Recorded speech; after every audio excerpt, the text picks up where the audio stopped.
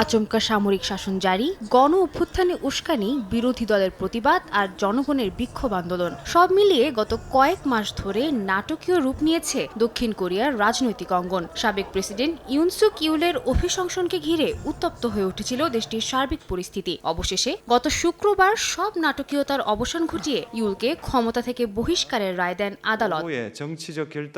এবার সংবিধান অনুযায়ী ৬০ দিনের মধ্যেই জরুরি নির্বাচনের মাধ্যমে নতুন প্রেসিডেন্ট নির্বাচনের পালা। এই আইন মাথায় রেখেই আগাম নির্বাচনের তারিখ ঘোষণা করেছেন দক্ষিণ কোরিয়ার ভারপ্রাপ্ত প্রেসিডেন্ট হান দুক-সু।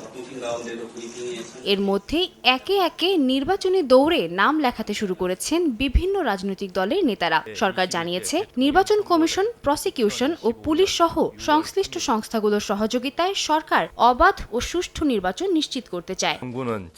নির্বাচনকে ঘিরে যে কোনো ধরনের অবৈধ এবং বেআইনি কর্মকাণ্ড শক্ত হাতে দমন করা হবে। প্রশাসনিক কর্মকর্তাদের মধ্যে রাজনৈতিক নিরপেক্ষতা নিশ্চিত করতে স্থানীয় প্রশাসনের সঙ্গে একসঙ্গে কাজ করার নির্দেশনা দেওয়া হয়েছে।